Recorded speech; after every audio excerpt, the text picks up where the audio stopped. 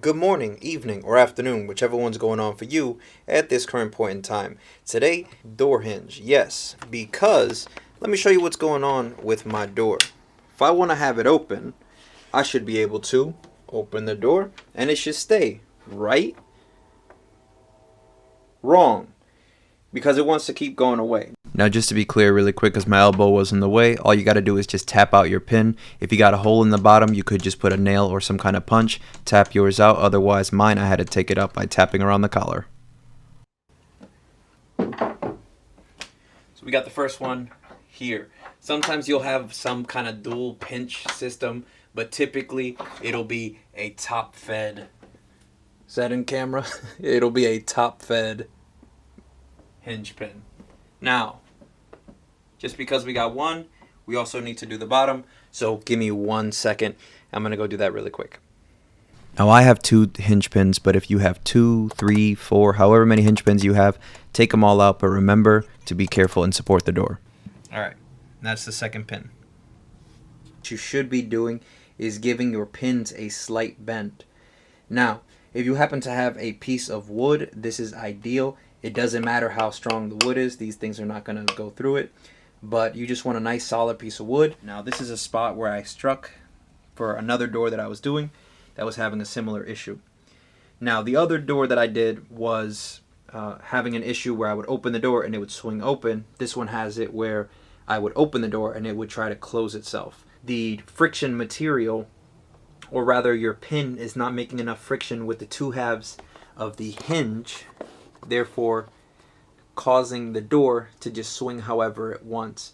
So once we give these a bend, they should be much happier. Now really quick before I do this, I just want to say, do not use a rubber mallet for this. You do need something with a strike. You don't need a sledgehammer, but any claw hammer will do. Anything, ball peen, it's fine.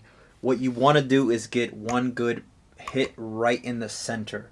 You do not want to hit it at the end, and you don't want to damage anywhere near the head. Right in the center, you're going to give it 1, maybe 2 good smacks. You're going to give it just a slight bend, enough for it to make contact with the two halves of the hinge. Like so. So if you happen to have a groove, like over here, you could always do that. I'm just trying to show you where it's a little more light because I forgot my camera light. But you want to give it 1 good smack. It already has a bit of a bend, but I will show you once I'm done. 1 more hit. Okay. Now as you can see, it is not a complete horseshoe of a bend. It is just enough for you to notice it. Now once this goes through, you do not want to be bending your hinges. You want to give it enough of a bend where it's just going to make contact with the hinge all the way around, and by extension it is going to keep your door in whatever direction you want it to be in. This should fix it.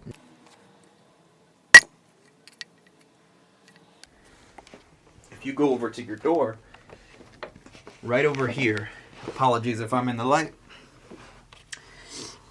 if you go here and you start smacking the door half, which is these two, then you're going to have an issue with the screws or nails or whatever you have fastening the half of the hinge that goes to the door.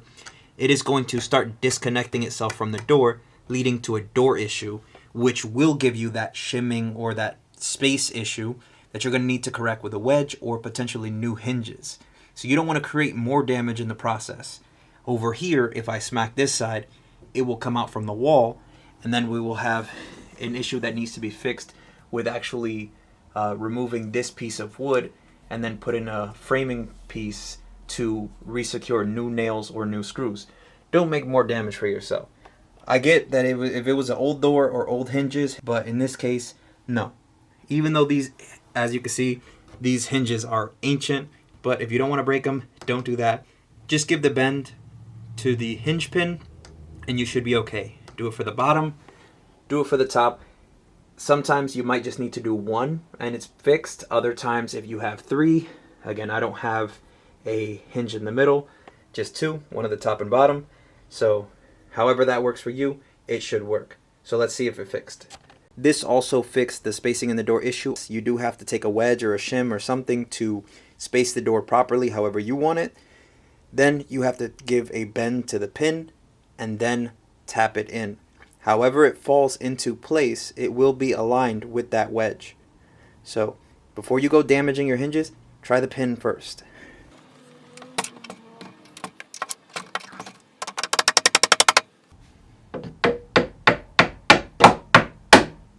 Your door is now working. That's awesome. Now put some lubricant on those hinges because you will thank me later.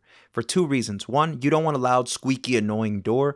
And two, it's a metal piece. Like any machine or any metal part that's moving, it's going to have friction if two pieces of metal are clacking against each other if you're opening, closing, and slamming the thing all day. So just put some WD-40. I like the silicone-based one because it not only does metal, it also does vinyl, plastic, rubber, and other surfaces you're going to find in your day-to-day, and that's what's going to help you avoid issues long-term. Also, if you happen to be spraying this on anything near a pool, bathroom, shower, any kind of moisture, it is water resistant, so it stops that rust and that moisture from creeping in between the joints. For those of you who actually care about the environment, the earth, the ozone, etc., this is a VOC compliant product, which means volatile organic compounds. Long story short, it's a substance that reacts with nitrogen oxides in the environment in the presence of the sun that creates smog, which is a toxic product. We don't like those. We don't want those. And as you can see, if I want to shut the door to just barely cracked, it'll keep that shape. If I want to open it up slightly, it will not swing open. If I want to have it half open, the original complaint that I have was that it kept shutting itself, but the screwdriver stuck behind the door. But yes, wherever you have the door, it will stay. Right? Keep it ajar. Shut it slightly. It's going to keep that position.